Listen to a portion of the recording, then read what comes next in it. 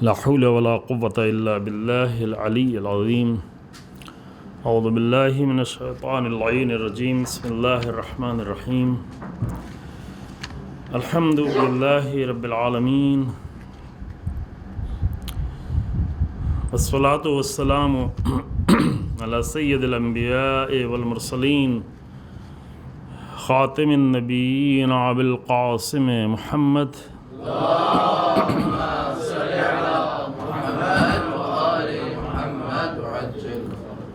ثم الصلاة والسلام على أهل بيته الأطيبين الأطهرين المعصومين المنتجبين، ولعنة الله على أعدائهم أعداء الله أجمعين.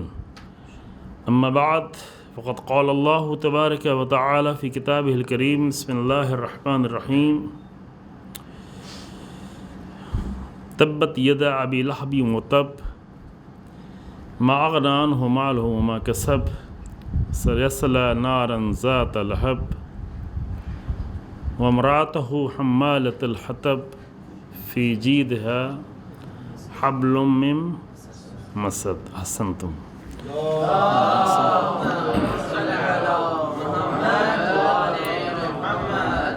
صدق اللہ العلی العظیم. قرآن مجید کو اگر آخری سوروں سے حساب کرتے ہیں تو یہ چوتھا سورہ ہوتا ہے. چھوٹے سورے ہیں یہ. اکثر سورے جو ہے وہ سب مکے میں نازل ہوئے ہیں. سوروں کے کنٹینٹ کو دیکھ کر بھی اندازہ ہو جاتا ہے کہ یہ سورے ابتدائی حالات کے ہیں، اور خاص کر وہ سورہ جو آج آپ کی خدمت میں پیش کیا ہے وہ مکے میں بالکل ابتدائی مرحلے میں نازل ہوا ہے. کچھ اس کے شان و نزول ہیں، وہ بھی آپ کی خدمت میں عرض کیے جائیں گے، لیکن سب سے پہلے ترجمہ پیش کر دیتے ہیں کہ اگر آخر تک نہ پہنچیں کبھی تو کم سے کم ترجمہ آپ کی خدمت میں رہے، اور کوشش کی جائے گی کہ مختصر سے وقت میں سورہ کسی حد تک ایک مختصر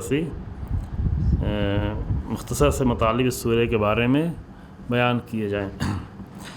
5 آیتوں کا یہ سورہ ہے. سورہ لہب، سورہ تبت یدا، سورہ مسد، الگ الگ ناموں سے یاد کیا جاتا ہے. معنی اس کی یہ ہے کہ تبت یدا ابی لہب. پہلے میں ابتدائی ترجمہ کرتا ہوں، بعد میں کلمات پہ تھوڑا سا غور کریں گے انشاءاللہ. کہ ہلاک ہو جائے یا ٹوٹ جائیں تیرے ہاتھ. تبت یدا ابی لہب، ابی لہب کے ہاتھ ٹوٹ جائیں، ابی لہب ہلاک ہو جائے.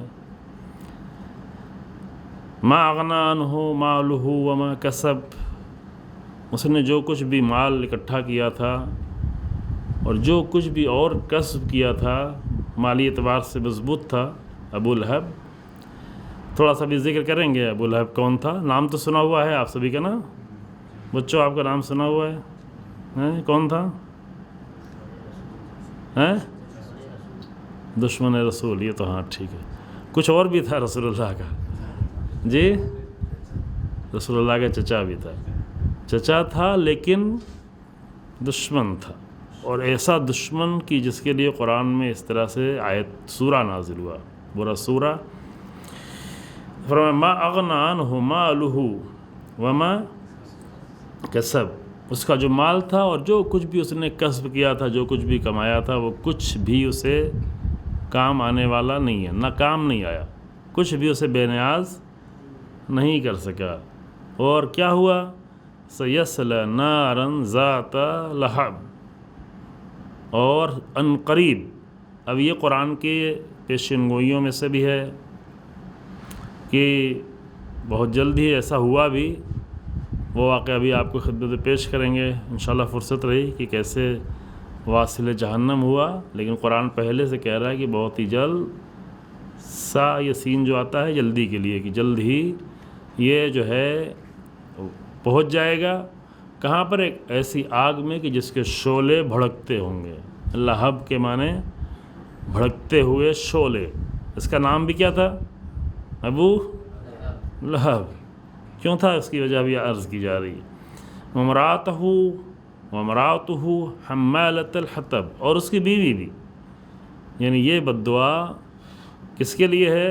ابو لہب کے لیے بھی ہے اور اس کی بیوی کے لیے بھی ہے کہ جو حمالۃ الحطب، جو ایندھن کو اپنے سر پر اٹھانے والی. ایندھن اب اس کی تفسیر میں آئے گا آپ کی خدمت میں. فی جیدہا حبل من مسد, اس کی گردن میں مسد یعنی کھجور کے لیف, کھجور کی جو ٹہنی ہوتی ہے جو بہت ہی دھاردار ہوتی ہے. کھجور اگر اچھے سے پکڑ لے اور کھینچ دے تو ہاتھ کٹ بھی جائے گا اچھے سے, تو اس کے جو ہے ہار, اس کا ہار. اب یہ سارے کلمات یوں ظاہراً دیکھیں تو شاید اتنا وہ نہ ہو, لیکن ان سب کے پیچھے راز چھپا ہوا ہے. جتنی باتیں یہاں پہ کہی گئی ہیں, گردن میں ہار ہونا, بیوی کا حمالۃ الحطب ہونا, یہ سب کے اندر جو ہے کچھ راز بیان کیے گئے ہیں. وہ تھوڑا سا آپ کی خدمت میں عرض کیا جائے گا, اور اس کے کچھ نکات جو ہماری زندگیوں کے لیے ہے, وہ نکات کی جس کے ذریعے سے قرآن ہم سے کلام کرے. ایک تو ہوا کہ ہمیں نے ایک سورہ پڑھ لیا, اس کا ترجمہ پڑھ لیا, اس کی معلومات ہو گئی, یہ ایک مسئلہ ہوا. اور ایک مسئلہ یہ ہے کہ ہم اس سے قرآن ہم سے کلام کرے, اس طرح کلام کرے کہ اس سے ہم کچھ حاصل کر سکیں اپنی زندگی میں. اور اسی وقت جو ہے قرآن اپنے اس حقیقی مقصد تک پہنچتا ہے جو کہتا ہے قرآن شروع میں ہدن للمتقین, یا اسی سورہ میں کہتا ہے ہدن للناس. جب وہ کلام کرے, اس طرح کلام کرے قرآن انسانوں سے کہ لوگوں کے لیے ہدایت بن جائے.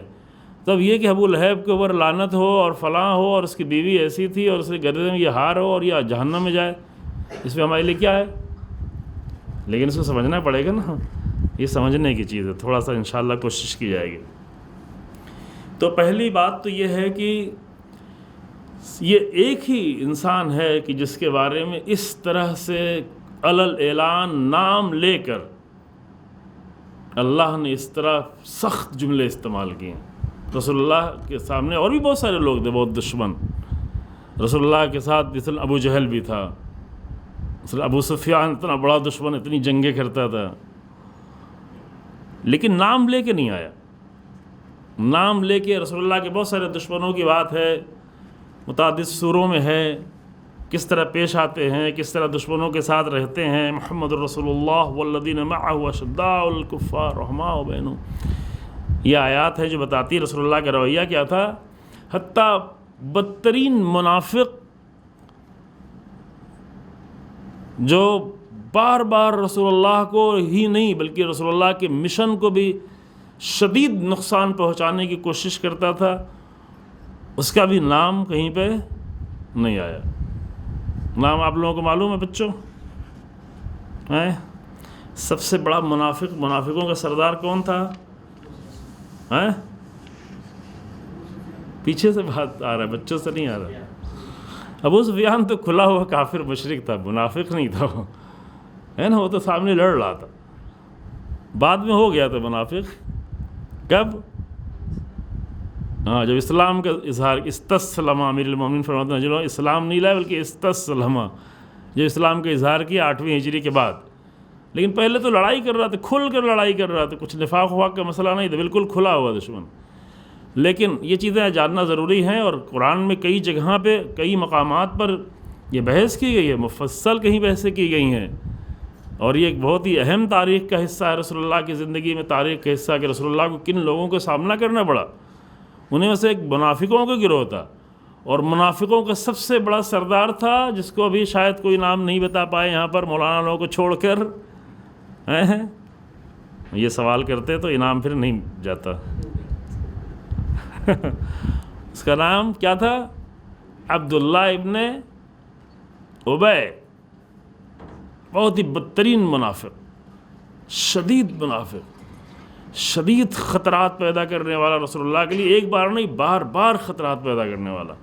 اب یہ نام آپ لوگ لکھیں اپنے پاس اور جا کے کیا کریں, تھوڑا سا تاریخ کے کوئی چیپٹر کچھ کھولیں, یا اسی کے نام کو آپ گوگل کر لیں. حد اقل اب جا کے تو نہیں کہیں گے کہ جا کے تاریخ کی بڑی بڑی کتاب اٹھا کے پڑھیں گے, وہ کرنا اڑنا نہیں ہے, لیکن تھوڑا ایسی چیز کی جو کر سکے آپ آسانی سے.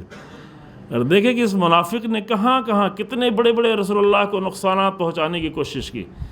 اتنا بڑا منافق ہونے کے باوجود بھی قرآن میں اس کا نام نہیں آیا نا.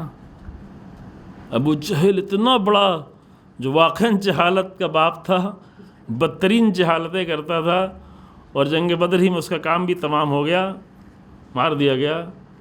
نام نہیں آیا، لیکن ابو لہب کا نام آیا ہے، تو اس کے پہلو ہیں، اہم مسئلہ ہے، اس میں تھوڑا غور کرنے کی ضرورت ہے کہ ایک نام صرف، یہ تو اور بھی دیگر انبیاء کے دشمنوں کا نام قرآن میں آیا ہے، جیسے فرعون کا نام آیا ہے، رسول اللہ جناب موسیٰ کے دشمن کا نا، اور بھی بعض لوگوں کے نام آئے ہیں، نام کم آئے ہیں، جناب آدم کے دشمن کا نام آیا شیطان، یہ تو سبھی جانتے ہیں، پوچھنے کی بات نہیں ہے، لیکن رسول اللہ کے اتنے سارے دشمن مشرکین میں، یہودیوں میں، نصرانیوں میں، خود منافقین میں، مدینے میں، لیکن نام صرف ایک آیا اور پورا سورہ آیا اور واضح طور پہ تبت یدا ابی لہب، دوسرے کی صرف نام ہی نہیں آیا، قرآن کا یہ طریقہ نہیں کس طرح وہ بد دعا دے رہا ہو اتنی سختی سے ہے، قرآن یہ قرآن کا انداز نہیں ہے کہ ہاتھ ٹوٹ جائے، ہلاک ہو جائے، ہاتھ ٹوٹنا نشانی ہے، علامت ہے، چونکہ بہت ساری دشمنی انسان ہاتھ سے کرتا ہے اور ہاتھ ہی سے بہت سارے اقدامات کرتا ہے، تو وہ در حقیقت ایک علامت ہے کہ تباہ ہو جائے، ہلاک ہو جائے، برباد ہو جائے، اتنی اس طرح کی بات قرآن کہتا ہے کسی کے بارے میں، اور تو نہیں اس طرح قرآن نے بات کی ہوئی ہے، تو تھوڑا سا پھر اگر ایسا اور کسی کے لیے نہیں ہے، اب یہاں سے توجہ کریں آپ لوگ، جو لوگ تھوڑا دھیرے دھیرے آتے ہیں یہاں تک پہنچ گئے ہوں گے، ورنہ پھر بعد میں، اگر ایسا کسی کے لیے نہیں ہے اور صرف ایک کے لیے ایسا ہے تو اس کے بارے میں تھوڑا سا تو جاننا چاہیے کہ آخر کیا ماجرا ہے، کیوں ایسا ہے کہ ابو لہب کے لیے اتنی سختی سے قرآن نے آ کر گفتگو کی، اس طرح بد دعا کی، پورا سارا سورہ نازل کیا، اور صرف اسی کو نہیں، اس کی بیوی کے لیے بھی، بیوی کیا تھی کہ اس کے لیے ایسا ہوا ہے ہو۔ پہلے اس سورہ کے بارے میں پڑھتے ہیں حدیث، ایک آپ صلوات پڑھیں تو ہم حدیث پڑھیں۔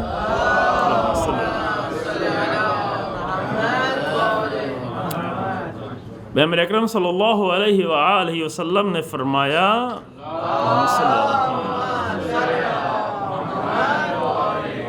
جی صلوات بہت ہی اچھا عمل ہے، خاص کر ماہ رمضان ہے، فرمایا کہ من قرأہا، جو بھی اس سورہ کو پڑھے تو کیا ہوگا؟ آپ انتظار کر رہے ہو ہم کہیں کہ اتنا اس کو ثواب ملنے والا ہے نا، زیادہ تر ایسی چیزیں پیش کی جاتی ہیں، لیکن یہاں پہ سنیں، من قرأہا، جو بھی اس سورہ کو پڑھے تو رجوت، تو مجھے یہ امید ہے کہ ان لا یجمع اللہ بینہ و بین ابی لہب، کہ اللہ اسے اور ابو لہب کو کبھی اکٹھا نہیں کرے گا۔ یہ بہت ہی اہم مسئلہ ہے، دعاؤں میں کہا گیا ہے کہ اے میرے اللہ مجھے اپنے دشمنوں کے ساتھ اکٹھا نہیں کرنا۔ آپ مثلا بہت سارے لوگ جو جن پہ لعنت بھیج رہے ہوں، کہیں ایسا نہ ہو کہ ان کا عمل ایسا ہو کہ آخرت میں انہی کے ساتھ اکٹھا کر دیا ہے، یہ اہم مسئلہ ہے، کیونکہ آخرت میں کہنے وہنے سے کچھ نہیں چلے گا، جو جس کے جیسی زندگی گزار رہا ہے وہ اسی کیٹیگری میں لے جایا جائے گا، یہ قانون ہے، ایک یقینی قانون ہے، جو جس کو امام مان رہا ہے، یوم ندعو کل اناس بامامہم، جس کے پیچھے چلا وہ اسی کے ساتھ بلایا ہی جائے گا، آواز ہی دے فلاں اپنے پورے گروہ کے ساتھ آ جاؤ، کس کے ساتھ آ جاؤ؟ جس نے تمہاری زندگی، لائف سٹائل، طریقہ زندگی اپنایا تھا اسی کے ساتھ آؤ۔ تو یہ ہمارے پاس بہت ہی خوبصورت دعائیں ہیں، آپ جو ہے اگر فرصت نکال سکیں تو زیارت امین اللہ پڑھیے گا، زیارت امین اللہ جو بہت ہی حسین زیارت ہے، اور علامہ مجلسی رحمۃ اللہ علیہ فرماتے ہیں کہ جتنی بھی زیارتیں ہیں اس میں سب سے زیادہ معتبر زیارت ہے، جو زیارتوں میں فرق ہے نا، ہر زیارت تو ایک جیسی نہیں ہے، اب یہ ہماری مشکل ہے کہ جو سب سے زیادہ معتبر زیارت ہو وہ ہمارے درمیان میں شاید پڑھی ہی نہ جاتی ہو، یا کبھی پڑھی جاتی ہو۔ 21 رمضان کو تو پڑھیں گے کہ نہیں پڑھیں گے، اس میں آغاز ہم کہتے رہے انشاءاللہ، یاد دلائیں گے آپ لوگوں کو، 21 رمضان کو، 19 رمضان کو، اصل ہے ہی زیارت، یوں تو تمام ائمہ کے لیے پڑھی جا سکتی ہے، اور جو لوگ جانتے ہیں اس کی اہمیت کو، آپ ائمہ کے حرم میں جائیں گے تو ہر وقت، ہر نماز کے بعد امام رضا علیہ السلام کے حرم میں جائیں گے، زیارت امیر المومنین کی اصل میں ہے، لیکن ایک لفظ صرف بدل کے امام رضا علیہ السلام کے حرم میں جائیں گے، ہر نماز کے بعد پورے حرم میں 1100 11 لاکھ اسکوائر میٹر کے پورے حرم میں زیارت امین اللہ کی آواز گونج رہی ہوتی ہے ہر نماز کے بعد پورے سال میں. کوئی بھی زائر آتا ہے اگر واقعا ذرا بھی معرفت اس کے پاس ہے تو زیارت امین اللہ تو بہرحال ٹھہر کے وہ پڑھتا ہی ہے وہاں پر. اور اگر فرصت ہو تو اس کے کنٹینٹ کو پڑھیں تو اندازہ ہو جائے کہ ایک زیارت ہوتی کیسے ہے. یہ وہ زیارت ہے جو امام سید سجاد علیہ الصلوۃ والسلام نے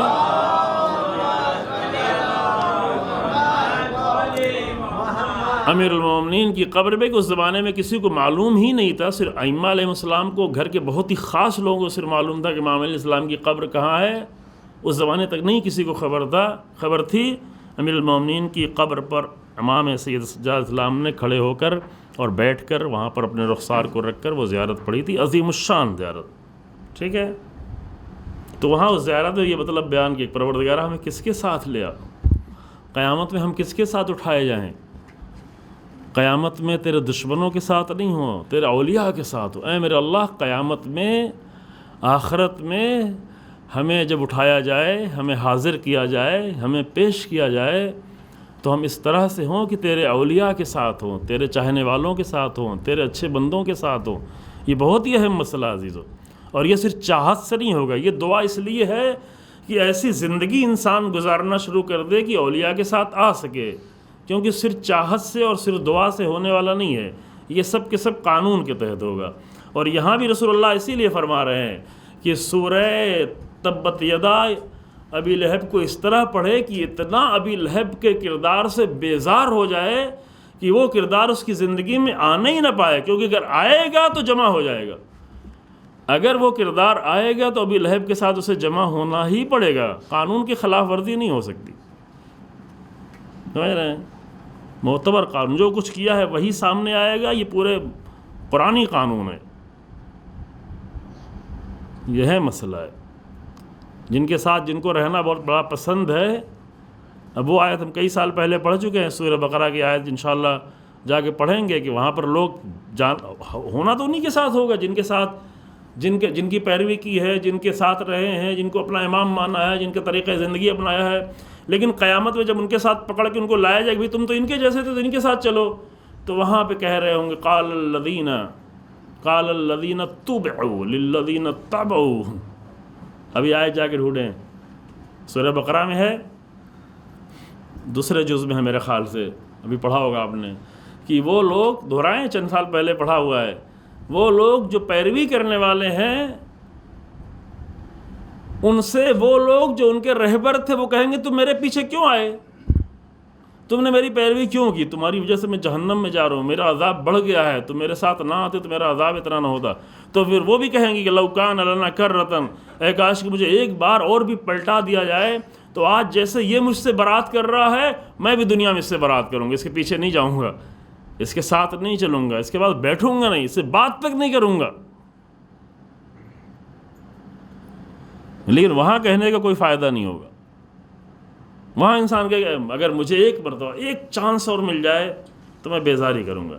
تو یہ رسول اللہ نے قانون جو ہے، یہ دعا، یہ جو حدیث فرمائی ہے، یہ اسی قانون کے تحت فرمائی ہے کہ اگر واقعاً کوئی دل سے سمجھ کر، یوں تو پڑھتا رہے مسئلہ نہیں ہے، لیکن اگر سمجھ کر، ابو لہب کو سمجھ کر، اس کے کردار کو سمجھ کر، اس سورہ کو سمجھ کر، اس سورے کو اپنے لیے ناطق بنا کر، اس سورے سے استنطاق کر کے اگر اس سورے کے میسج کو انسان سن لے اور اس طرح سن لے کہ ابو لہب کے کردار سے اپنے آپ کو بے نیاز کر لے، دور کر لے، تو پھر قیامت کے دن وہ اور ابو لہب جمع نہیں ہوں گے. ابو جہل پہ لعنت بھیجے لیکن کام سارا جاہلانہ کریں تو اس سے کیا ہوتا ہے؟ اکٹھا تو ابو لہب کے پاس ہونا پڑے گا. قانون یہی ہے نا. یزید کے اوپر لعنت بھیجے لیکن کام یزیدوں والا کرے تو پیچھے تو یزید ہی کے بلایا جائے گا. قانون کی خلاف ورزی نہیں ہو سکتی. قرآن کہتا ہے یوم ندعو کل اناس بامامہم، اور امام کہتے اسے ہیں زبان اور رٹانے اور چیخنے اور چلانے اور تلقین پڑھنے سے کوئی امام نہیں ہوتا. امام زندگی سے ہوتا ہے. کون کس کے پیچھے چل رہا ہے وہی امام ہے. سمجھ رہے ہیں؟ اب اس کے بعد غور کریں، ایک صلوات پڑھیں پھر آپ.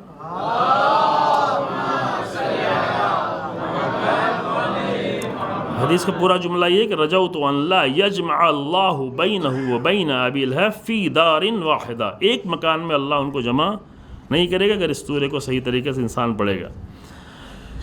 جی ہاں،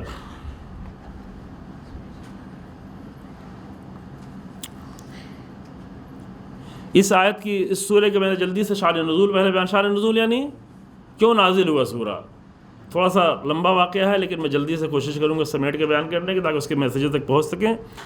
شان نزول اس کا یہ ہے کہ پیغمبر اکرم صلی اللہ علیہ وآلہ وسلم نے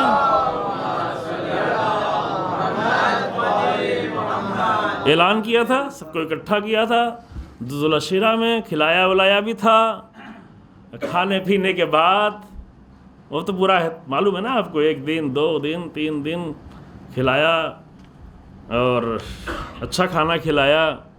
ایک مولوی صاحب تھے، وہ ماہ رمضان میں کہیں تبلیغ کرنے گئے تھے، ان کو دال روٹی بار بار کھلا رہے تھے، کہا ایسے کام نہیں چلے گا، رسول اللہ نے دعوت ذوالعشیرہ میں جو ہے گوشت کا انتظام کیا۔ اب یہ کہ انہوں نے پلٹ کے یہ نہیں کہا کہ رسول اللہ نے تو کافروں کے لیے کیا تھا، تمہارے لیے کیا ضرورت، تم دال ہی روٹی کھاؤ، وہی صحت کے لیے زیادہ بہتر ہے۔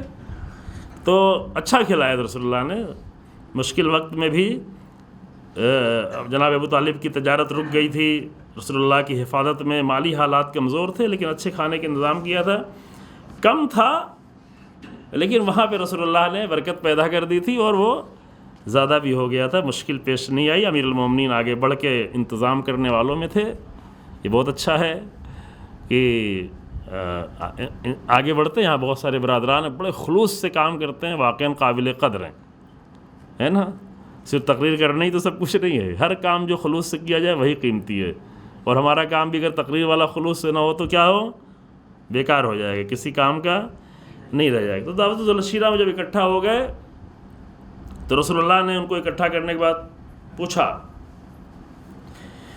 کوہ صفا کے پاس اکٹھا کیا تھا۔ کوہ صفا اب توڑ تاڑ کے چھوٹا کر دیا جو لوگ حج کرنے گئے ہیں، لیکن پہلے جو ہے اچھا خاصا تھا، ٹھیک ٹھاک تھا کوہ صفا۔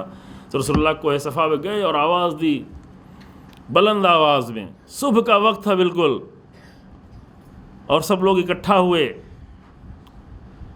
اور اکٹھا ہونے کے بعد یہ تھوڑا الگ موقع ہے، تھوڑا اس کے بعد کا مسئلہ ہے، اس کے آس پاس کا۔ تو وہاں پہ رسول اللہ نے لوگ، چونکہ عام طور سے صبح میں اس طرح آواز دی جاتی تھی تو لوگ سب کوئی خطرہ محسوس کر کے بھائی کچھ کوئی مشکل تو نہیں ہے، کیوں بلایا جا رہا ہے، تو کون بلا رہا ہے، دیکھا کہ ارے یہ تو محمد، اب وہ محمد کہتے ہیں صلی اللہ علیہ وآلہ وسلم، وہ آواز دے رہے ہیں کوہ صفا پر۔ تو لوگ اکٹھا ہو گئے، جب اکٹھا ہوئے تو رسول اللہ نے فرمایا کہ اگر میں یہ کہوں، دیکھیں یہ بہت اہم مسئلہ ہے، اگر میں یہ کہوں کہ اس پہاڑ کے پیچھے دشمن ہے جو حملہ کرنا چاہتا ہے تو تم کیا کہو گے، کیا اس کو مان لو، کیا اس کی تصدیق کرو گے، تصدیق یعنی اسے صحیح مان لو گے؟ تو سب نے مل کے کہا اللہ اکبر، یہ ہے سیرت، یہ ہے کردار، یہ ہے صداقت۔ سب نے مل کر یہ کہا کہ ہم نے آپ سے کبھی بھی جھوٹ نہیں سنا۔ بہت اہم ہے، کبھی بھی ہم نے اب وہاں سب جھوٹ ہی بولتے تھے، کوئی کچھ ویلیوز نہیں تھی، کوئی اقدار نہیں تھے، کوئی قانون نہیں تھا، کوئی پرنسپل نہیں تھا، کچھ بھی نہیں تھا ان کے پاس، ان جاہل مکے والے عربوں کے پاس، لیکن ان سب نے کہا کہ یا محمد میں نے آپ سے کبھی جھوٹ سنا ہی نہیں ہے، تو کیوں نہیں مانیں گے، آپ کہیں گے تو بالکل ہم مان لیں گے۔ تو وہاں پہ رسول اللہ نے فرمایا کہ انی نذیر لکم من بین یدی عذاب شدید، ہم تمہیں عذاب شدید سے آگاہ کرتے ہیں، تم جو ہے چھوڑ دو یہ ادھر ادھر کی بت پرستی کرنا، چھوڑ دو، اپنے بنائے ہوئے خداؤں کے پیچھے کہاں بھاگ رہے ہو، تمہارا بنایا ہوا جس کو تم نے بنایا ہے اس کے خالق تو تم ہو گئے، جس کو تم نے اپنے ہاتھ سے بنایا ہے وہ تو تمہارا بنایا ہوا ہے، اس کو خدا مانو کہ جس نے تم سب کو بنایا ہے، جو تمہارا خالق ہے۔ یہ میں ترجمانی کر رہا ہوں، سارے کلمات یہ نہیں ہیں۔ جب یہ باتیں رسول اللہ نے فرمائیں تو ابو لہب جو رسول اللہ کا چچا بھی ہوتا تھا، ابو لہب آگے بڑھ کے بولتا ہے کہ تبا لک، کیا ہلاکت ہو تمہارے لیے، کہاں لا کے مجھے کھڑا کر دیا، کیا اس کے لیے مجھے بلایا ہے؟ صبح صبح کی نیند خراب کر دی مثلا. البتہ اس زمانے میں لوگ صبح میں نہیں سوتے تھے، آج کے زمانے میں کہتے نیند خراب کر دی صبح صبح. جی ہاں. اما جماعتنا لہذا، اس کے لیے مجھے بلایا ہوا ہے کہ میرے خداؤں سے مجھے دور کرو اور کوئی ایک دوسرے خدا کو ہم مانیں، یہ طریقہ تمہارا ہے. وہ رسول اللہ کو اپنی طرح سے برا بھلا کہنے لگا اور ایک طرح سے میں کیا کہوں ڈانٹنے لگا. تو رشتہ تھا نا، چچا ہوتا تھا، سن میں بڑا تھا اور دولت مند بھی تھا اور تھوڑا چہرے وہرے سے خوبصورت بھی تھا، اچھا تھا. لہب کہتے ہیں نا آگ کے شعلے کو، اس کا چہرہ بڑا بھڑکیلا سا چہرہ تھا، بڑے روب داب والا چہرہ تھا، بڑا سا بھی تھا. تو یہ دیکھ رہا تھا ارے کیا مجھے بلا کے اکٹھا کر کے صبح صبح جو ہے لگا دیا یہ کہ ان خداؤں کو نہیں مانو اور ایسا کرو ایسا کرو. تو اس نے یہ کہا تھا تبا لک، رسول اللہ کے لیے کہا تھا تبا لک. تو اس کے جواب میں سورہ نازل ہوا تبت یدا ابی لہب، ابی لہب تیرے ہاتھ ٹوٹے، تو ہلاک ہو، تو برباد ہو جائے. اور صرف اتنی سی بات پہ نہیں کہ اس نے پھر پوری دشمنی اپنا ہدف بنا لیا.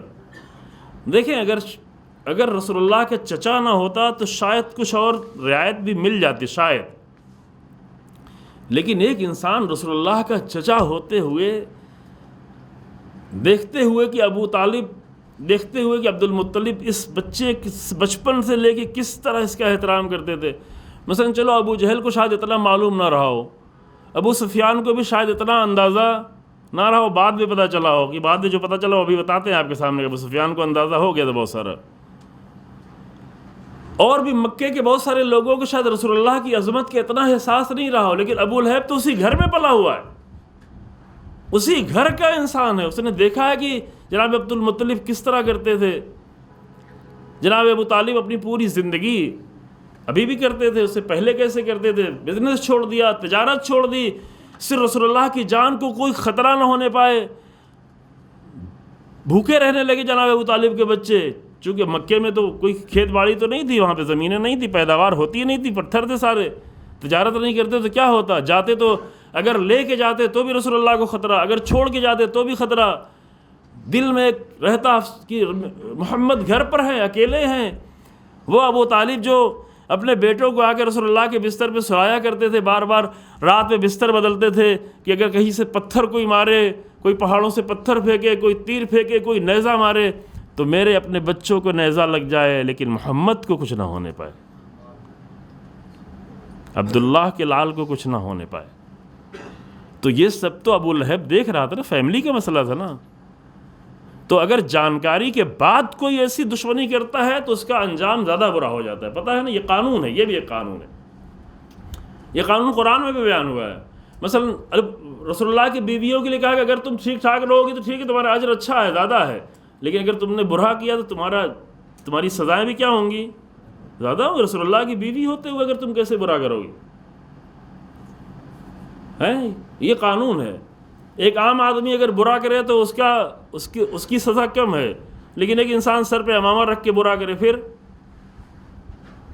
برابر تھوڑی نہیں ہے، سزا بڑھ جائے گی، یقینی طور پہ بڑھ جائے گی. مثلا سید ہونے پہ فخر کرے ہم، مولانا ہونے پہ فخر کرے ہم، فخر نہیں کریں، یہ سمجھیں کہ اگر غلط کیا تو زیادہ پکڑ ہوگی، گرفتاری زیادہ ہوگی. احترام زیادہ ہے تو گرفتاری بھی زیادہ ہے، یہ قانون ہے. تو اگر وہ رسول اللہ کے گھر میں رہا ہے، بچپن سے دیکھا ہے رسول اللہ کے ایک ایک عمل کو دیکھا، جب پورا مکہ ایک ساتھ اعلان کر رہا ہے کہ اے محمد میں نے تو آپ سے کبھی جھوٹ سنا ہی نہیں ہے، تو کیسے آپ کی بات نہیں مانیں گے. اتنے سچے انسان کو آ کر وہیں پر سب کے سامنے ابو لہب کیا کر رہا ہے، کہہ رہا ہلاکت ہو محمد تمہارے لیے، تم نے کہاں ہمیں جمع کر دیا، کس بات، کون خدا کی باتیں کر رہے ہو. یہ وہاں سے نے شروع کیا. کیوں شروع کیا؟ ایک بنیادی وجہ یہ ہوتی ہے کہ یہ یہ ہمارا بچہ، یہ بھتیجا، یہ میرا بھتیجا مجھ سے باتیں کرے گا، اب اس کی باتیں ہم مانیں گے. اور جناب ابو طالب کا مذاق بڑھانا، اچھا ٹھیک ہے اب اپنے بھتیجے کی باتیں آپ مانیں، کیا نا، میں بڑا ہوں، میری ایج زیادہ ہے، میں نے اتنا کمایا ہے، میرے اتنا ایک مقام ہے، میرا ایک وقار ہے، میری ایک عزت و احترام ہے، ہم اس کے پیچھے چلیں گے؟ تو پیچھے نہ چلیں، خاموش بیٹھ جائیں۔ بعض لوگ خاموش بیٹھے، لیکن ابو لہب نے صرف خاموش بیٹھنا نہیں، صرف ایک بار نہیں، ابو لہب نے اپنی زندگی کا پورا مقصد ہی یہ بنا لیا تھا کہ رسول اللہ کی مخالفت کریں گے۔ اور یہ ہم صرف تاریخ نہیں بیان کر رہے ہیں، بعض لوگ ایسے ہوتے ہی ہیں کہ جو اپنی زندگی کا یہ مقصد بنا لیتے ہیں کہ ایک اچھے عالم کی، ایک فقیہ کی، ایک مرجع کی ہر موڑ پر مخالفت کرنا، نقصان پہنچانا، توہین کرنا، سب کچھ جانتے ہوئے توہین کرنا،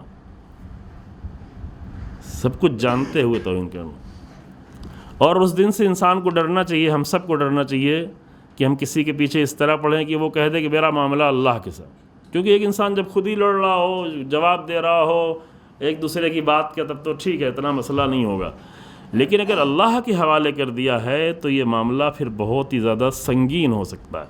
ایک انسان صبر کر کے یہ کہے کہ ٹھیک ہے میں خاموش، میرا معاملہ اللہ دیکھے گا، اب یہاں مسئلہ بہت بڑا ہو جاتا ہے۔ ایک بہت بڑے عالم کا تذکرہ بزرگ محترم لوگ سناتے ہیں، اس لیے میں سنا رہا ہوں، اسے غیر معتبر چیزیں واقعات نہیں پڑھتا میں، کہ ایک عالم، یہ انقلاب کے تھوڑا پہلے کی بات ہے، کہ پہلے ایران میں حمام ہوتے تھے نا، کامن حمام، اس میں سبھی لوگ جا کے نہاتے تھے، تو سبھی لوگ گھر میں حمام ہوتے ہی نہیں تھے، یعنی ہوتے تو ہو بھی فائدہ ہی نہیں تھا، جو اتنی ٹھنڈک ہوتی تھی تو گھر کے حمام میں کہاں پانی گرم ہوگا، تو کامن حمام میں پانی گرم ہوتا تھا، وہاں نہاتے تھے۔ کچھ لوگ ہوتے تھے آ کر پیٹھ ویٹھ بھی رگڑنے والے بھی ہوتے تھے، ہاں جی ہاں، یہ سب انتظام اچھا رہتا تھا، مزہ بھی آتا رہا ہوگا میں تو کبھی نہیں آیا ہوں، سوئمنگ پول نہیں، وہ الگ ہوتا ہے، یہ الگ ہوتا ہے، جی ہاں۔ تو ایک افسر نے آ کر میرے ذہن میں نام نہیں رہ گیا ہے، نام بھی لیا تو انہوں نے بہت پہلے سنا تھا، ایک افسر نے آ کر دیکھا کہ بہت بڑے عالم، ان کی توہین کی، اچھی خاصی توہین کے جواب میں انہوں نے کچھ بھی نہیں کہا، یہ نہیں کہ ڈر گئے، جو انسان اللہ والا انسان ہوتا ہے وہ افسر سے ڈرتا نہیں ہے۔ جب معصوم قم کے حرم میں ایک بڑے افسر نے ایک خاتون کی چادر ایسے کھینچی انقلاب سے پہلے، تو امام خمینی نے جا کے زوردار زناٹے دار تھپڑ اس کو مارا، اور یہ بہت اچھی جگہ تھی تھپڑ مارنے کی، سمجھ رہے ہیں کہ نہیں؟ کچھ جگہ ہوتی جہاں پہ انسان کو مار دے تھپڑ، کوئی پرواہ نہیں کرے، تھپڑ، زوردار تھپڑ مارا، تو ڈرنے والے نہیں ہوتے۔ اتنی بری حرکت پر ایک خاتون کی اس طرح چادر چھین رہا ہے تو وہاں پہ کیا کرے، بیٹھ کے دیکھے کہ شاہ پتہ نہیں کیا کر دے گا میرا۔ لیکن انہوں نے کیا کیا، وہ ڈرے ہوئے، ڈر کی وجہ سے نہیں خاموش رہے، صرف خاموش رہے، ایک دم خاموش رہے۔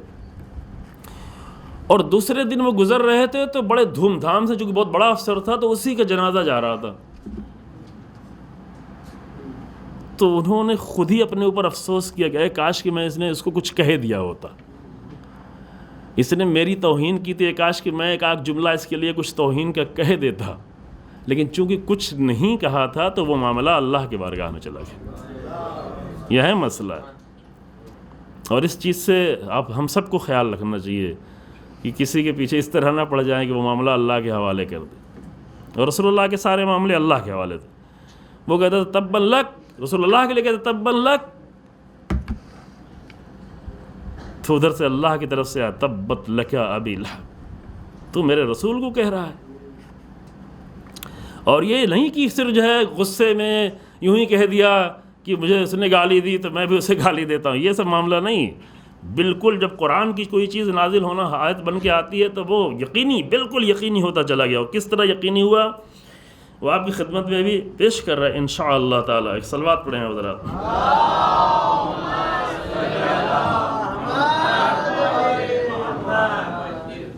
جی ہاں، اس کی پھر حرکتیں تھوڑا سا حرکتیں سن لیں، پھر اس کا نتیجہ پیش کرتے ہیں۔ پھر اس نے اپنی زندگی کا مقصد ہی یہ بنا لیا کہ رسول اللہ کو کسی طرح سے چین نہیں لینے دیں گے۔ یہ نہیں ایک دو بار کچھ کہہ دیا، اور صرف اس نے ہی نہیں، اس کی بیوی نے بھی بالکل یہی مقصد بنا لیا۔ اتنا پریشان، دونوں مل کے پریشان کرتے تھے، طرح طرح کی باتیں کرتے تھے، دیوانہ کہتے تھے، مجنون کہتے تھے۔ رسول اللہ کہیں بھی جاتے تھے کچھ تبلیغ کرنے کے لیے، پیچھے پیچھے یہ بھی چلتا تھا۔ رسول اللہ ادھر کہتے تھے قولوا لا الہ الا اللہ تفلحوا، اللہ لا الہ الا اللہ کہو تم فلاح پا جاؤ، یہ پیچھے پیچھے کہتا تھا یہ میرا بھتیجا ہے، پاگل ہو گیا، معاذ اللہ معاذ اللہ، معاذ اللہ کل بتایا سمجھ میں آیا نا، یہ تو دیوانہ ہو گیا ہے، یہ تو بہہ گیا ہے، یہ تو الٹی سیدھی باتیں کرتا ہے، ہم لوگ اس کا علاج کر رہے ہیں۔ باہر سے لوگ آتے تھے جو مکے آیا ہی کرتے تھے، مکے تجارت کے لیے بھی لوگ آتے تھے، لیکن مکے حجوں کے لیے اور کعبے کے لیے آتے ہی تھے، جہالت کے زمانے میں مسلسل لوگ آتے رہتے تھے۔ تو وہاں بھی اگر رسول اللہ کسی کاروان کے پاس جائیں، کسی کے پاس جائیں، یہ مکے کے لوگ تو نہیں مان رہے ہیں، نئے لوگ آئے ہیں، ان کے سامنے کلمہ حق بیان ہوگا تو جن کی فطرت پاک ہوگی ان کے دل تک بات پہنچ جائے گی، اور پہنچتی بھی، رسول اللہ بیان کرتے تو پہنچتی بھی، لیکن ادھر رسول اللہ جا کے کچھ بیان کریں، ادھر پیچھے پیچھے ابو لہب آ رہا ہے، ارے یہ دیوانہ ہے، یہ میرا بھتیجا ہے، میرے گھر کی بات ہے، یہ میرے گھر کا ہے، یہ تو کچھ نہیں ہے، یہ لفظ ہے قرآن میں ہے، مجنون ہے، یہ تو شاعر ہے، شاعر یعنی یہ خیالی باتیں، شاعر یعنی وہ شاعر نہیں حقیقی، یہ خیالی باتیں کرتا ہے، یہ ساحر ہے، یہ تو جادوگر ہے، اس کی بات نہ سنو، یہ کام کرتا تھا رسول اللہ۔ اس لیے یہ معمولی مسئلہ تھوڑی نہیں تھا کہ ایک بار کچھ کہہ دیا، یہ مقصد بنا لیا تھا۔ اور اس کی بیوی ادھر جو ہے وہ بھی پیچھے پڑی رہتی تھی ہر وقت، حتیٰ کانٹے بچھاتی تھی، حمالۃ الحطب اسی اعتبار سے کہا گیا ہے کہ وہ جاتی تھی جب کچھ وہاں پہ چونکہ لکڑیاں بڑی مشکل سے ہوتی تھی، لاتے تھے ایندھن ویندھن کے لیے، تو وہ کانٹے بھی کچھ ڈھونڈ کے اٹھا کے لاتی تھی، اور رسول اللہ کے راستے پہ جا کے کانٹے، رسول اللہ کو کانٹے چبھیں، رسول اللہ کو تکلیف ہو۔ اس کے پاس ہار، اب یہ روایات میں بیان کیا گیا ہے کہ اس کے پاس ایک ہار تھا، اس نے قسم کھائی، عورتوں کے لیے ہار بہت اہم ہوتا ہے نا، اب اس زمانے میں کہا اتنی آسانی سے ہار، لیکن اب چونکہ ابو لہب مالدار انسان تھا، دیا ہوگا اس نے، ایک قیمتی ہار تھا، اس نے یہ قسم کھا کے طے کیا تھا کہ یہ میں اپنے زیور کو خرچ کروں گی محمد کو بدنام کرنے کے لیے، تکلیف پہنچانے کے لیے، ہر طرح سے تکلیف پہنچانے کے لیے۔ یہ ساری کوششیں وہ سب مل کے کر رہے تھے،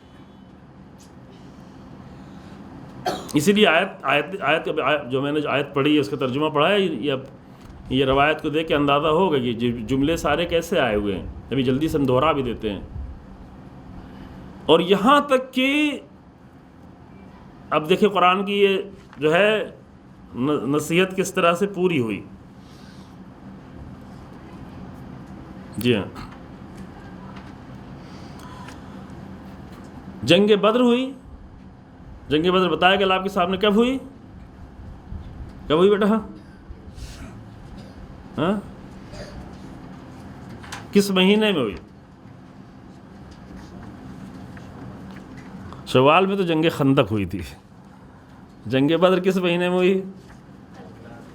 ہاں، ماہ رمضان میں ہوئی، ماہ رمضان 17 رمضان کو جنگ بدر، پہلی بڑی والی جنگ بدر میں گئے، بدترین شکست ہوئی، ابو لہب نہیں گیا تھا، ابو جہل لشکر کی، ابو سفیان بھی نہیں تھا، ابو سفیان کاروان لے کے، چونکہ ابو سفیان کاروان لے کے پلٹا تھا اور اس نے محسوس کیا کہ شاید میرے کاروان پہ خطرہ ہو جائے گا، تو وہ کنارے نکل گیا، وہ دریا کے کنارے سمندر کی طرف چلے۔ مدینہ آسان راستہ جو مدینے کا تھا، مدینے سے ہو کے مکہ جانا وہ نزدیک کا راستہ تھا، لیکن اس نے دور کا راستہ اپنایا، چونکہ اس کو لگا کہ مال دولت تو میں کافی زیادہ لے کے آ رہا ہوں، چونکہ وہ کچھ لوگ جاتے تھے 40-50 لوگ، باقی سب کی تجارت لے کے جاتے تھے، تو وہ ادھر چلا گیا۔ تو ابو جہل سپہ سالاری کر رہا تھا اور بدترین شکست ہوئی۔ ابو سفیان خود نہیں تھا، لیکن ابو سفیان کے گھر کے کئی لوگ مارے گئے، ابو سفیان کا سسر، ابو سفیان کا سالہ، یہ سب رشتے تھے، جو ہندا کا بھائی، ہندا کا باپ، ہندا کا چچا، یہ سب مارے گئے، جناب حمزہ کے ہاتھوں، امیر المومنین کے ہاتھوں، اور بہت سارے لوگ مارے گئے۔ اور جنگ بدر میں بدترین شکست ہوئی مشرکین کو، مکے کے مشرکین کو۔ تھوڑا سا لشکر، 313 لوگوں نے 1000 لوگوں کو اس طرح سے ایک ہی حملے میں تھوڑی دیر میں بالکل نابود کرنے کے مرحلے میں آ گئے، پکڑے گئے، مارے گئے، گرفتار ہوئے، 70 لوگ مارے گئے، 70 لوگ گرفتار ہوئے، اسیر ہوئے۔ زبردست جنگ، فتح، جس کا انہوں نے تصور نہیں کیا تھا۔ اب یہ لوگ جب ہار کے واپس پلٹے، ابو سفیان بیان کر رہا ہے۔ اچھا، ایک رشتہ بھی بیان کر دیں، جو اس کی بیوی تھی، اس کا نام تھا، ابھی آپ چیزیں جو ہے سوال میں رکھیں، کچھ چیزیں یہ نہیں ہیں، یہ تو اتنا اہم نہیں ہے، اس کی بیوی کا نام تھا ام جمیل، ابو سفیان جو ابو سفیان کی بہن تھی. اور ابو لہب ابو سفیان کا پھر کیا ہوا ہے نا یہاں پہ، ابھی تو سرخان نہیں بچھا ہے. ہاں جلدی بولے. ہاں جیجا ہوا، جی ہاں بہنوں ہی ہوا ابو سفیان کا. اور یہ ایک اہم مسئلہ یہاں پہ بیچ میں بہت ہی اہم نقطہ سن لے عزیزوں کہ بہت سارے لوگوں کی گمراہی کی وجہ ان کے رشتے ہو جاتے ہیں، کہ کن لوگوں کے ساتھ اٹھنا بیٹھنا ہے، کن کے ساتھ رشتے ہیں. اس لیے رشتے ہر ایک سے نہیں کیے جاتے. اہم مسئلہ، رشتے میں صرف پیسہ نہ دیکھیں، صرف دولت نہ دیکھیں، صرف صورت شکل نہیں دیکھیں، یہ بھی دیکھیں کہ دین کیسا ہے، ایمان کیسا ہے، رہن سہن کیسا ہے، اخلاق کیسا ہے. ہم ابھی اسی زمانے میں بہت زیادہ لوگوں کو ایسے جانتے ہیں کہ اچھے بھلے لوگ تھے، اچھے جوان، لیکن غلط رشتوں کی بنیاد پر بالکل برباد ہوتے چلے گئے. اور ابو لہب جو عبد المطلب کا بیٹا تھا، ابو طالب اور جناب حمزہ کا بھائی تھا، اسی خاندان میں حمزہ تھے، اسی خاندان میں ابو طالب تھے. اور پھر کیا بن گیا؟ اب شاید ایک وجہ جو اس کا رشتہ بھی بنا ہو، یہ کہیں تاریخ میں ذکر نہیں ہے، لیکن یہ اندر کی چیزیں ہیں کہ شاید رشتہ بھی سبب بنا ہو. جیسے عبد الرحمن ابن عوف کے بہت ہی اہم کردار ہیں جو ہم لوگ نہیں جانتے، عام طور سے بیان نہیں ہوتے. بہت ہی اہم کردار ہے تاریخ اسلام میں عبد الرحمن ابن عوف کا، لیکن رشتہ کیا بنا؟ رشتے کی سبب سے امیر المومنین سے خلافت لے کے اپنے بہنوئی وہی جیجا کس کو دے دی؟ عثمان کو دے دی. رشتے کی بنیاد پر بیوی سے ڈرے ہوئے تھے کہ اگر یہ خلافت علی ابن ابی طالب کو دے دیں گے اور گھر میں جائیں گے تو میری بیوی نہیں بہن میرا کیا حال کرے گی کہ میرے شوہر کو چھوڑ دیا مثلا. تو یہ رشتے اہم ہوتے ہیں. پھر کیا ہوا؟ وہ ام جمیل جو ابو سفیان کی کیا تھی؟ بہن تھی. جی ہاں. اور ایک نقطہ جلدی سن لے پھر وہ واقعہ سناتی. یہ بہت ہی اہم نقطہ ہے، بہت زیادہ توجہ کرے اس بات پر کہ خاندان ایک طرف دیکھیں،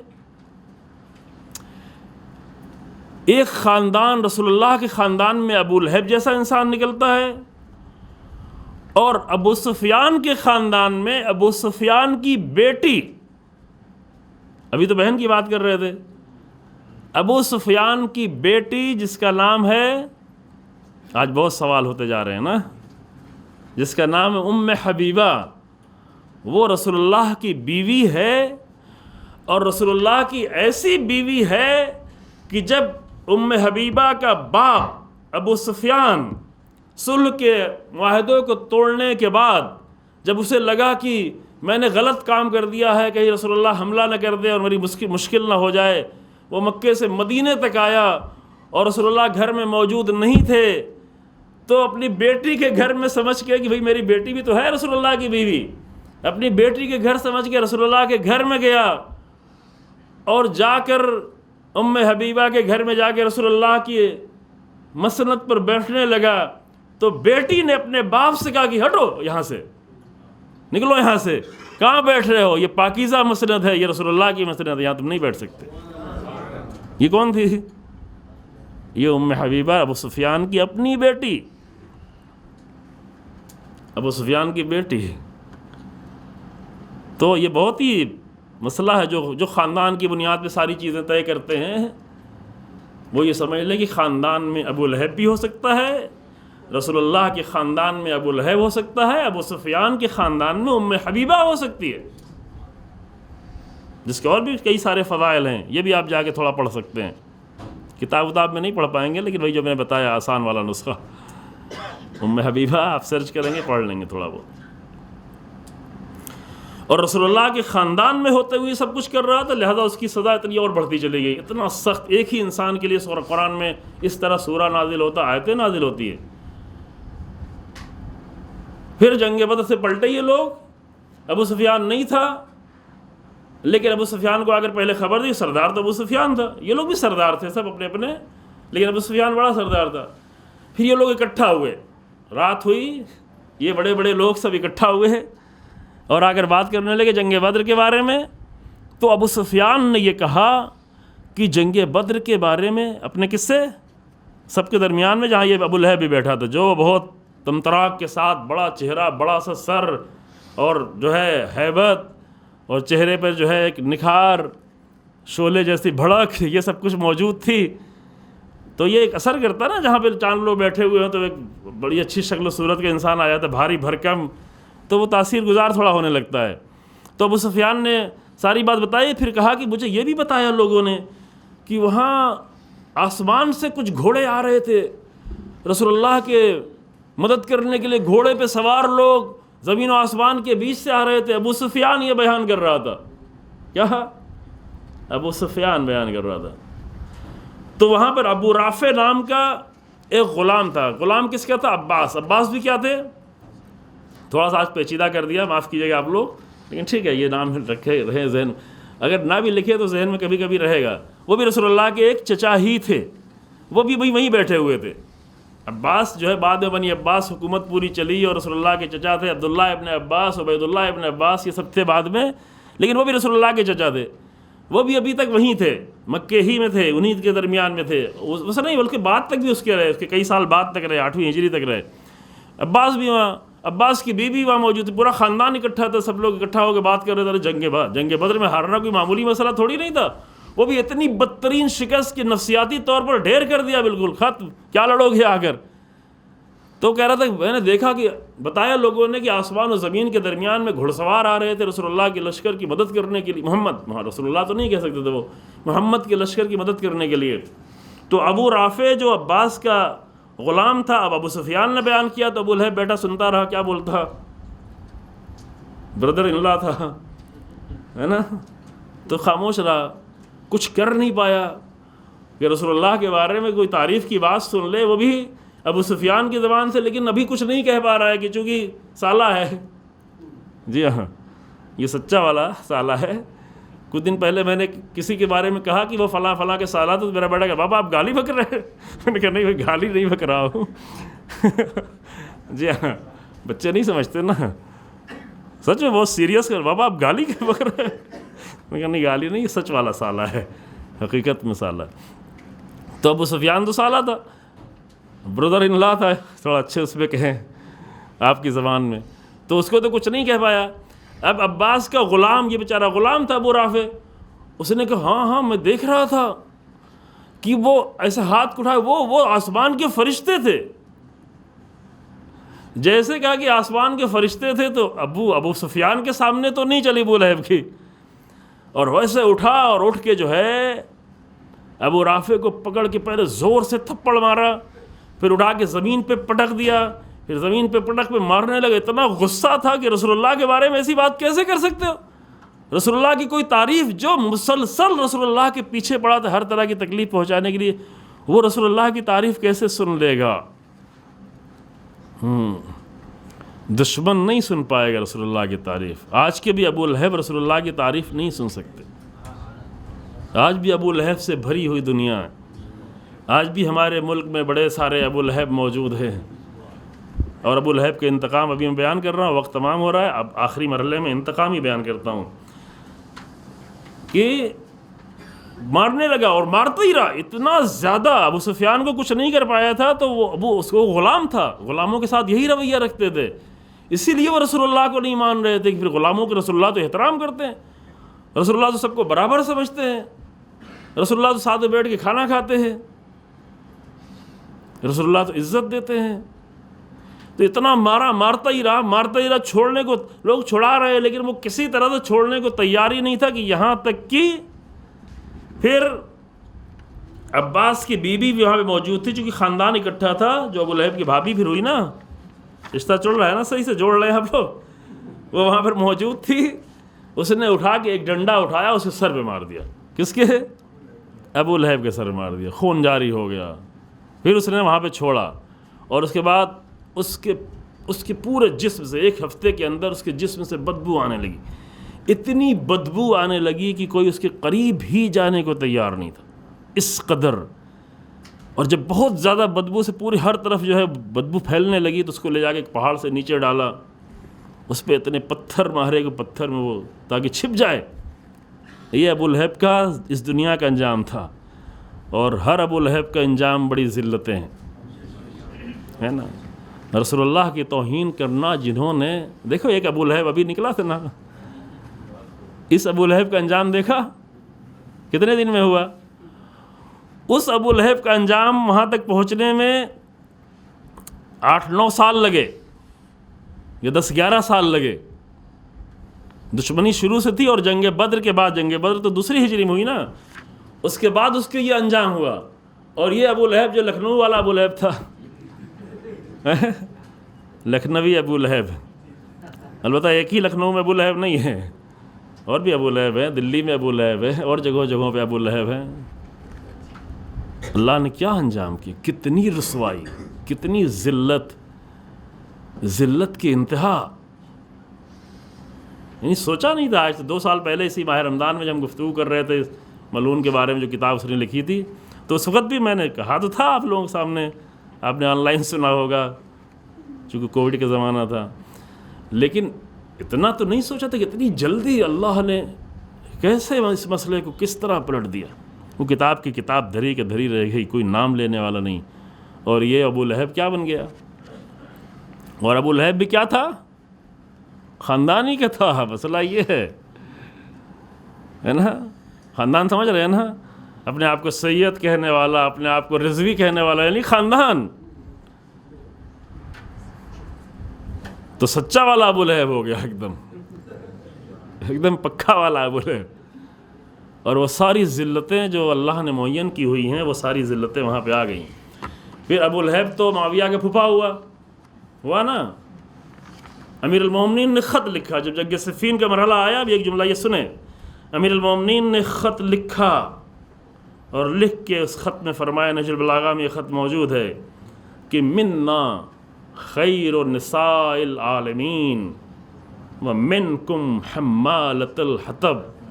ہم میں سیدہ ہے، فاطمہ ہے، رسول اللہ کی بیٹی ہے، خیر النساء العالمین ہے. تم میں کون ہے؟ معاویہ آج تو حکومت کر رہا ہے، آج اسلام کے تخت پہ بیٹھا ہوا ہے، آج رسول اللہ کی خلافت کا دعویٰ کر رہا ہے، آج خود کو اپنے آپ کو امیر المومنین کہلوا رہا ہے. لیکن تیری حقیقت یہ ہے کہ تیری ماں ہندہ تھی جس نے جناب حمزہ کا سینہ چاک کیا. تیری پھوپھی حمالۃ الحطب تھی جس کو قرآن کہتا ہے کہ فی جیدہا حبل من مسد. امیر المومنین نے یاد دلایا. یہ اچھا ہے، یہ لازم ہے، یہ چیزیں بھولنے والی نہیں ہیں، بھلا نہیں دینا چاہیے عزیزو. سمجھ رہے ہیں؟ بس تمام کریں. اب ان کلمات کو ہم پھر ایک مرتبہ نہیں دہراتے، وقت نہیں رہ گیا ہے. لیکن کوئی چیز فائدہ نہیں پہنچائی. فرمایا ما اغنی عنہ مالہ وما کسب. قرآن کا قانون ہے، یوم لا ینفع مال ولا بنون الا من اتى اللہ بقلب سلیم. ابو لہب کو کوئی مال فائدہ، نہ کوئی علاج ہو پایا، نہ کچھ نہیں ہو پایا. علاج تک نہیں ہوا. آخرت میں تو چھوڑے مال وال فائدہ نہیں کرے گا. اس دنیا میں اپنی بدبو بھی اپنے آپ سے دور نہیں کر پایا. وہاں مکے میں پھیلی ہوئی بدبو تھی، اور اس ابو لہب کی بدبو پوری دنیا میں پھیل گئی بھی سوشل میڈیا کے ذریعے سے. نہیں پھیلی؟ ہاں جی ہاں، سب کی پھیلی ہوئی ہے. اسی قانون سیصلی نارا ذات لہب. اللہ کی بارگاہ میں دعا ہے کہ جب ایک انسان مومن ہو، مومن گھرانے میں ہو، اہل ایمان سے رابطہ ہو، اور وہاں پر اگر وہ ابو لہب کا کردار اپنانا شروع کر دے، ابو جہل کا کردار اپنانا شروع کر دے، تو یہاں پہ خطرہ بہت زیادہ بڑھ جاتا ہے. اللہ ان خطرات سے آپ سب کو اور تمام مومنین کو محفوظ رکھے. وآخر دعوانا الحمد للہ رب العالمین وصلی اللہ علی محمد وآلہ الطاہرین.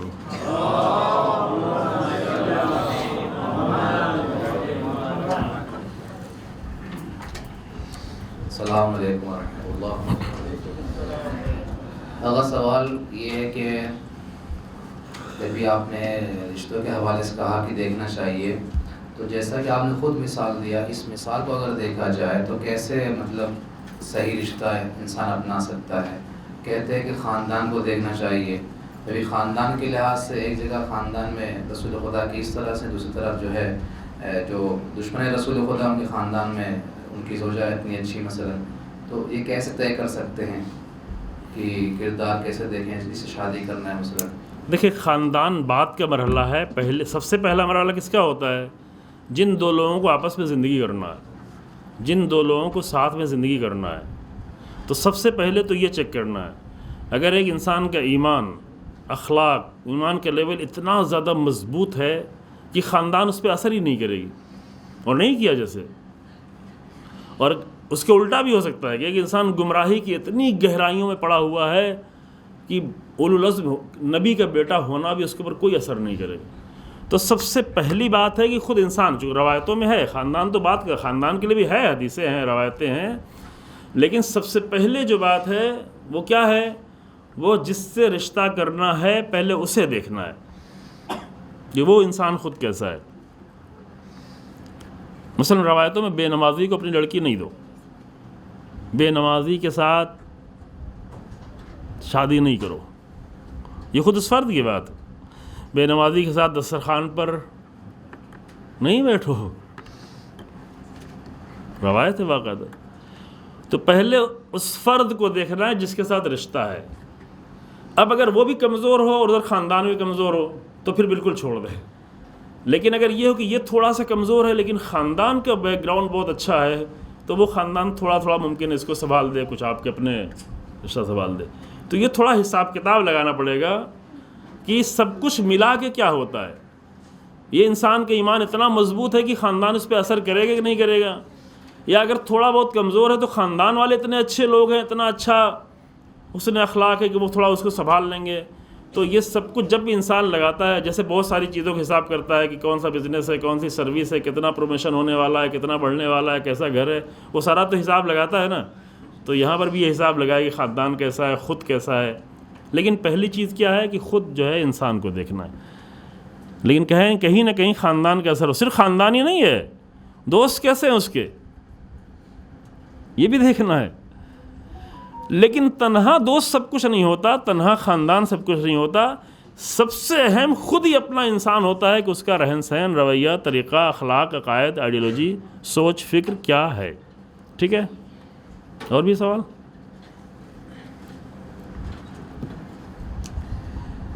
جی، کل جو ہے لیکچر کے حوالے سے خدائے متعال کی صفات کے بارے میں وغیرہ وہ بات چل رہی تھی، تو اس میں یہ ہے کہ جب بات چلتی ہے خدائے متعال کی تو اس میں صفات خدا وغیرہ جب بیان ہوتے ہیں تو ذہن میں تصور آتا ہے کچھ نہ کچھ، لیکن بعد میں وہ دوسرے صفات کو دیکھتے ہوئے پھر ذہن میں کوئی دوسرا تصور آ جاتا ہے اللہ کے بارے میں، اور قرآن کہتا ہے کہ اللہ کے جیسا کوئی نہیں ہے۔ تو ابھی اس میں اس مشکل کو کیسے حل کریں؟ اس مشکل کا حل ہی تو کل عرض کیا آپ کی خدمت میں کہ جو کچھ بھی ہمارے ذہن میں آئے گا وہ ہمارے ذہن کی مخلوق ہے، وہ ہمارے ذہن میں ہے، اور جو کچھ ہمارے ذہن میں وہ تو خدا نہیں ہو سکتا، سمجھ رہے ہیں؟ خدا ہمارا خالق ہے، ہمارے ذہن کے خالق ہے۔ یہ ہم نے اپنی معرفت کے اعتبار سے کچھ چیزیں بنائی ہوئی ہیں، تو اس کا راہ حل یہی کہ جب بھی اس طرح کا خیال آئے تو کہ اللہ اکبر، کہ سبحان اللہ۔ اللہ اکبر کا مطلب یہ نہیں کہ اللہ سب سے بڑا ہے۔ اگر اس کا مطلب یہ لیتے ہوں کہ اللہ سب سے بڑا ہے تو یعنی دوسرے لوگ بھی بڑے ہیں لیکن اللہ بھی سب سے بڑا ہے، یہ نہیں مراد ہے۔ امام سید سجاد السلام نے فرمایا کہ اللہ اکبر من یوسف، اس اعتبار سے کہ یہ جو کچھ بھی میرے ذہن میں آیا ہے اللہ وہ سب سے عظیم ہے۔ اللہ اکبر من یوسف، اللہ کی ذات اس سے بڑی ہے کہ اس کی وصف بیان کیا جائے، اس کی تعریف کی جائے، اس کو ذہن میں لایا جائے، اس کو اپنے ذہن سے سمجھا جائے۔ سبحان اللہ جو کل آپ کے سامنے بیان کیا وہ کیا تھا؟ جب بھی ہم اپنے ذہن میں کوئی تصویر بنانے لگے تو کیا کہیں؟ سبحان اللہ۔ ہم نے جو کچھ تصویر بنائی اللہ کی ذات کیا ہے؟ سبحان عما یصفون، جو کچھ بھی صفت بیان کی ہے اس کی ذات ان سب سے کیا ہے؟ پاک ہے، منزہ ہے، بے نیاز ہے۔ کہاں اللہ کی ذات ہمارے گندے ذہنوں میں؟ ہاں بس اتنا کرنا ہے کہ وہ صفات اللہ کے اپنے اندر پیدا کرے، اتنا ہی سب انسان کر سکتا ہے۔ جتنا اللہ کے مسئلے میں جتنا بھی انسان کو سفر کرنا ہے، جتنا بھی عرفان کا سفر کرنا ہے، جتنا بھی معرفت کا سفر کرنا ہے، جتنے بھی کمالات تک پہنچنا ہے، وہ صرف اور صرف یہ ہے کہ وہ صفات جو پروردگار نے اپنے لیے قرار دیے ہیں ان صفات کی جھلک اپنے اندر پیدا کرنے کی کوشش کرے. بس یہ تصویر جتنی بھی بنے اس ساری تصویر کو یہ کہہ کے مٹا دے کہ سبحان اللہ، اللہ کی کوئی توصیف نہیں ہو سکتی، اللہ ہمارے ذہنوں میں نہیں آ سکتا. ٹھیک ہے، میرے خیال سے وقت بھی تمام ہو گیا اور سوال بھی تمام، یا ہوگا تو کل انشاءاللہ. والحمد للہ رب العالمین، صلی اللہ علیہ محمد وآلہ وسلم.